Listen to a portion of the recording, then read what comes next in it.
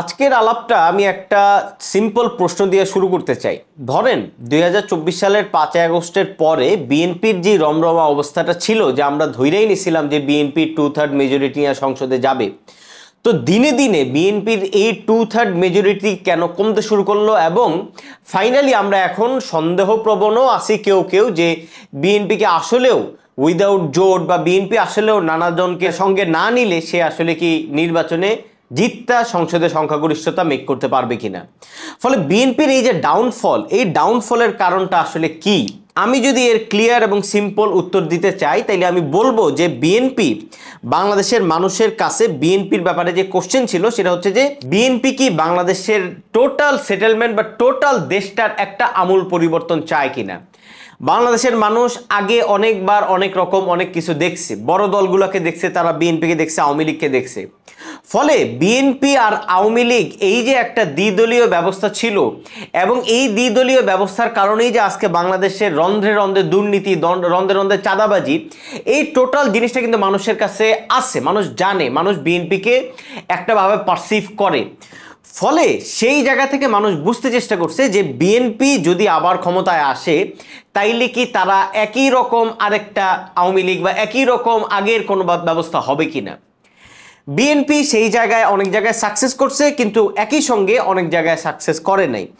যেই সব জায়গায় সাকসেস করে নাই, মানে যেই সব জায়গায় তারা মানুষকে বোঝাইতে পারে নাই যে হ্যাঁ আমরা একটা র্যাডিক্যাল পরিবর্তন আনবো এই দেশে, আমরা বাংলাদেশের এই টোটাল আমলাতন্ত্র বলেন, টোটাল যে এলাকাভিত্তিক চাঁদাবাজি, এইসব রন্ধ্রে রন্ধ্রে যেসব দুর্নীতির একটা টোটাল আখড়া, দল মানে তারেক রহমান, দল মানে খালেদা জিয়া, এই যে একটা ব্যবস্থা, এটা আমরা পরিবর্তন ঘটাবো এবং বাংলাদেশে আমরা একটা নতুন রাজনৈতিক অর্ডার আনবো এবং আমরা আগের সব জিনিস ছুঁড়া ফালাই দিব।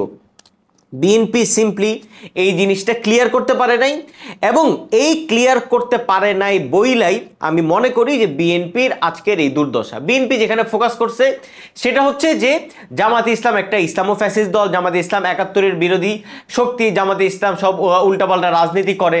দ্যাটস অল ট্রু, আমরা সবাই বিএনপিকে এই জন্য সাপোর্ট করি, কিন্তু বিএনপির যেই জায়গাটায় ফোকাস দেওয়ার দরকার সেই জায়গাটায় বিএনপি ফোকাস দিতে পারে নাই, এবং তারা এখন যেটা দাঁড়াইছে তারা একটা জামাতের প্রতিপক্ষ আকারে দাঁড়াইছে, এবং জামাত তাদেরকে আক্রান্ত করতেছে বেসিক্যালি এই জায়গায় যে বিএনপিকে আপনারা দেখছেন, আপনারা আওয়ামী লীগকে দেখছেন। আমি গতকালকে ওই যে জামাতের নায়েবে আমিরকে বলতে শুনলাম যে ৫৪ বছরের দুঃশাসন, মানে খেয়াল করেন তারা কিভাবে জিনিসটাকে প্রজেক্ট করতেছে যে ৫৪ বছরের দুঃশাসনকে আমরা এবার পরিবর্তন করতে চাই, ফলে জামাত ইসলামকে ক্ষমতায় আনেন। ফলে এই যে বিএনপির যে দুর্বলতা বা বিএনপির যে মৌলিক পরিবর্তন যে বিএনপি করতে পারবে না, এই জায়গাটায় যে সে মানুষকে ভরসা দিতে পারতেছে না, এটাই বিএনপির দুর্বলতার জায়গা। আমি খুব অবাক হইলাম গত ২ দিনে বিএনপি আবারও সগর্বে একই ভুল করতেছে। বিএনপি গত ২ দিন ধরে এই যে জুলাই বাস্তবায়ন আদেশ ঘটনাটা আসার পরে তারা যেভাবে পাবলিকের সামনে না না না না নিয়ে হাজির হইল, তো বাংলাদেশের কোন মানুষ তাদেরকে বিশ্বাস করবে যে মানে আপনি বাংলাদেশের একটা আমূল পরিবর্তন চান। আপনি যেভাবে না লেখা ফেসবুক ভাষায় দিচ্ছেন, সিম্পলি মনে হচ্ছে যে বাংলাদেশের আপনি কোনো মৌলিক পরিবর্তন চান না, আপনি বাংলাদেশের মৌলিক পরিবর্তন চান না। আপনি এত বড় দল, আপনার দলে মির্জা ফখরুল আছে, আপনার দলে সালাউদ্দিন আহমদ আছে, এত বড় বড় পয়সাওয়ালা আছে, আপনারা গিয়া ঐক্যমত্য সংস্কার কমিশনের দয়া কইরা গিয়ে এত বছর কথা বলছেন, তো আপনাদের নোট অফ ডিসেন্ট কেন মানা হইল না? না আমরা কিছু মানি না, আপনাদের হইল এই ভঙ্গি। আপনি যে এই ভঙ্গিটা পোট্রে করছেন, আমি আপনাদেরকে লিখিত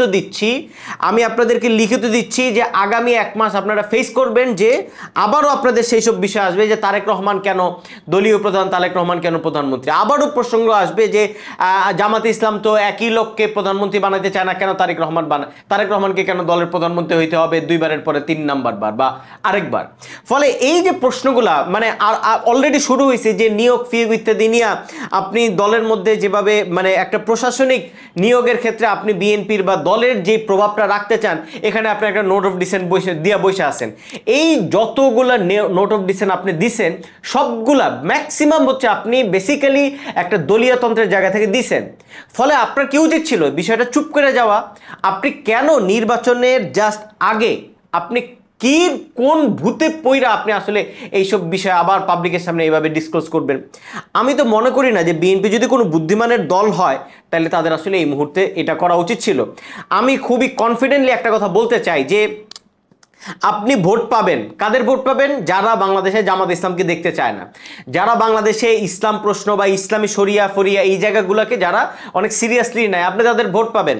বাংলাদেশে যাদের 71 প্রশ্নটা অনেক মানে বড়, যাদের কাছে, তাদের ভোট আপনারা পাবেন। বেসিক্যালি যারা জামাতকে দেখতে পারে না আপনি তাদের ভোট পাবেন। এমন মিডল ক্লাস অনেক বড়, কিন্তু অনেক ফ্লোটিং ভোট আছে যারা বাংলাদেশে একটা নতুন কিছু দেখতে চায়, যারা মানে প্রার্থীদেরকে নতুন জেস্টারে দেখতে চায়, তারা বিএনপিকে বা যে কোনো রাজনৈতিক দলকে একটা নতুন জায়গায় দেখতে চায়। আপনি তাদের ভোট পাইবেন কিনা আমি ব্যাপকভাবে সন্দেহ করি। এবং আপনারা যখন এই নোট অফ ডিসেন্টের চক্করে পইরা, খুব সিম্পল, যে আপনাদেরকে প্রতারণা করতেই চাইতে পারে, আপনাদেরকে নানাভাবে গোল খাওয়াইতেই চাইতে পারে, সেটা প্রফেসর ইউনূস চাইতে পারে, সেটা জামাতের যে গুপ্ত সরকারের ভিতরে আছে তারা চাইতে পারে, আলী রিয়াজ চাইতে পারে, আমেরিকা চাইতে পারে, হোয়াট এভার।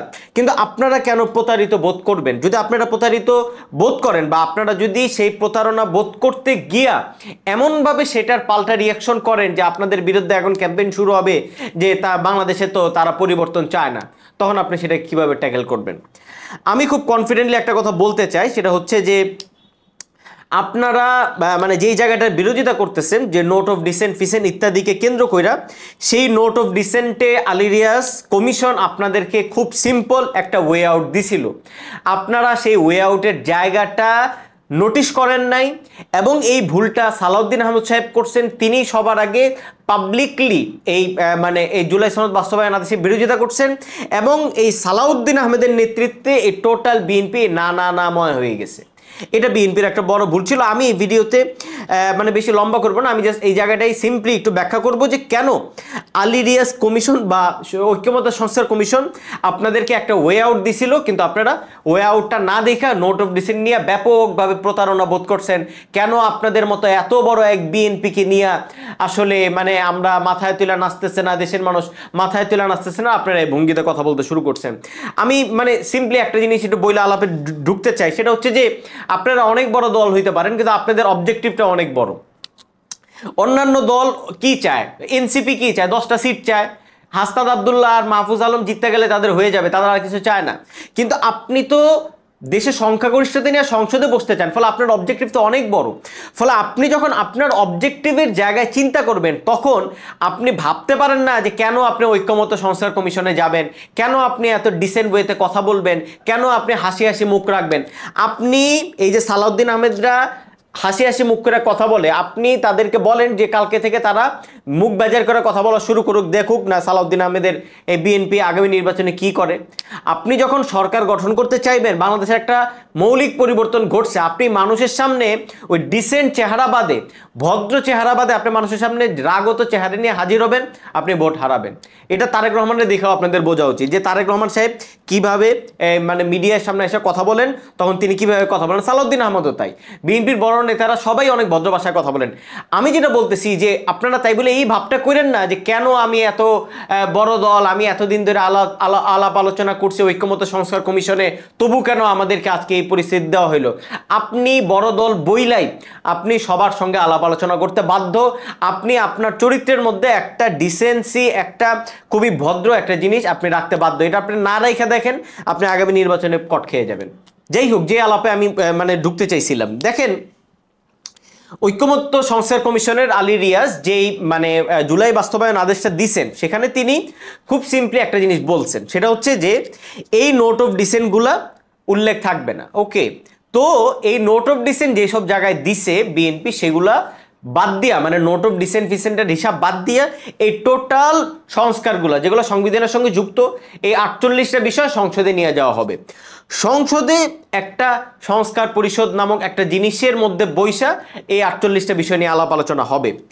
কিন্তু বিএনপিকে তিনি যেই জায়গাটা দিছিলেন, যে ওয়ে আউটটা দিছিলেন, সেটা হচ্ছে যে আপনি এই যে যেসব জায়গায় আপনার দ্বিমত আছে, যেমন দলীয় প্রধান আর প্রধানমন্ত্রী, বা এই যে নিয়োগের ব্যাপারে আপনি একটা মানে আলাদা মানে এনসিসি বা এরকম কি যেন একটা আলাদা একটা জিনিস আপনি গঠন করতে দিতে চান না, বা এরকম যেসব জায়গায় আপনার মানে আপত্তি আছে, সেই সব জায়গা আপনি আগে যেমন সংসদে যদি বিল উত্থাপিত হইতো সেই সব জায়গায় আপনি আলাপ আলোচনা কইরা আপনি যদি বিলটাকে নিজের পক্ষে পাস করাইতে চাইতেন তাইলে আপনার 2/3 মেজরিটি লাগতো। ওকে, ধরেন সংসদে একটা বিল উত্থাপিত হয়ে গেল যে 2বারের বেশি 3 নাম্বার প্রধানমন্ত্রী হইতে পারবে কি পারবে না, সেই বিলে যদি আপনাদের জিততে হইতো তাহলে আপনাদের 2/3 মেজরিটি লাগতো। ওকে, আলী রিয়াজ আপনাদেরকে খুব সিম্পলি এখানে সহজ রাস্তা বাইর করে দিছে যে আপনারা এবার 151টা পাইলে 300 আসনের মধ্যে 151টা পাইলেই আপনারা আপনাদের বিল পাস করে ফেলতে পারবেন আপনাদের পক্ষে।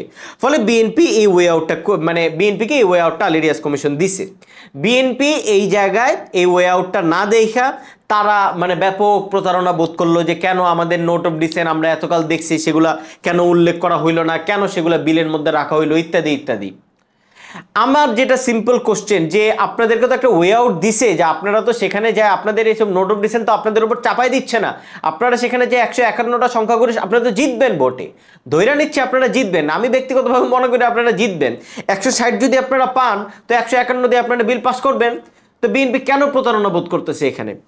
আমি মানে এই প্রশ্নের উত্তর খুঁজতেছিলাম। তো গতকালকে ফেসবুকে জিয়া হাসানকে নিশ্চয়ই আপনারা চিনেন, জিয়া হাসানের একটা ফেসবুক পোস্টে আমি তার উত্তর পাইলাম। উত্তরে তিনি যেটা লিখছেন যে ধরেন 151 দিয়া আগামী নির্বাচনের পরে সংসদে বসে 151 সংখ্যাগরিষ্ঠতা দিয়া বিএনপি নিজের পক্ষে বিল পাস করে নিল। ধরেন এই যে তারেক রহমানের প্রসঙ্গ যে তারেক রহমান 2বারের বেশি প্রধানমন্ত্রী হইতে পারবেন কিনা বা পারবেন না, এটা পাস করে নিল যে 2বারের বেশি প্রধানমন্ত্রী হইতে পারবেন। তখন তারা পাস করে নিলেও সোশ্যাল মিডিয়ায় বা সংসদের বাইরে দেশব্যাপী পত্রপত্রিকায় যেভাবে এইটা নিয়ে আলোচনা হবে এইটা বিএনপির কাঁধের উপর পড়বে।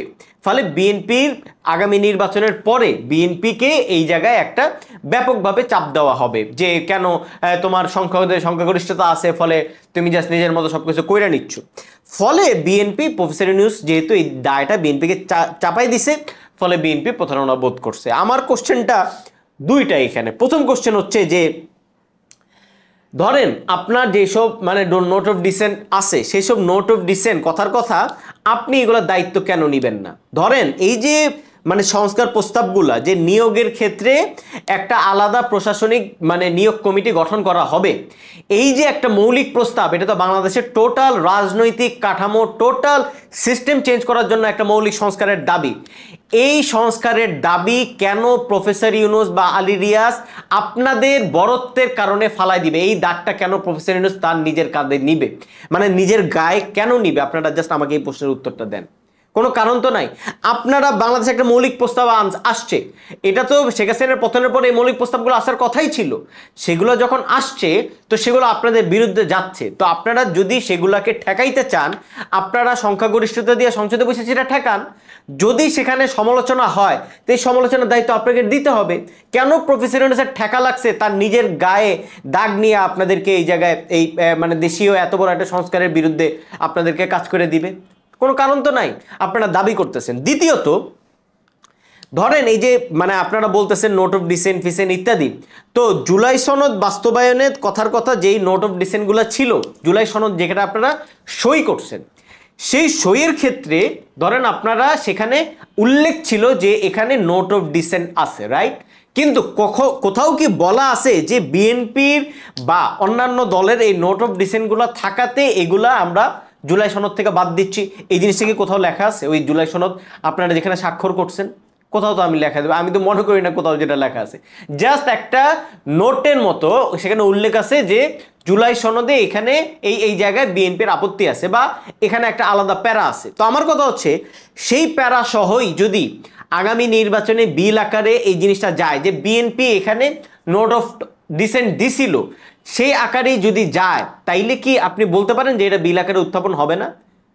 আপনি তো এটা মানে এটা তো আপনি কোনোভাবেই কনফার্ম করতে পারবেন না যে ওকে নোট অফ ডিসেন্ট বিএনপির আছে, তো বিএনপির নোট অফ ডিসেন্ট আছে বিএনপি এবার সমাধান করুক।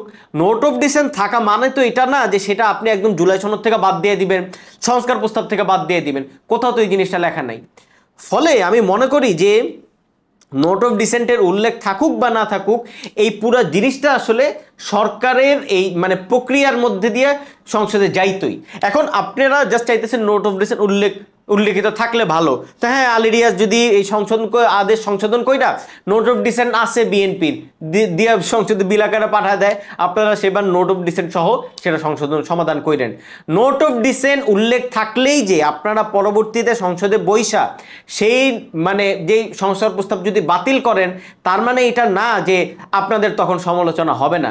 আপনারা যদি বাংলাদেশের টোটাল রাজনৈতিক সেটেলমেন্টের বিরুদ্ধে যান, তাইলে এটা আপনাদের স্বাভাবিকভাবে এনি সামহাও এখানে আপনারা সমালোচনার জন্ম দিবেন, আপনারা বিরোধী দলকে রাজনীতির মানে সুযোগ করে দিবেন।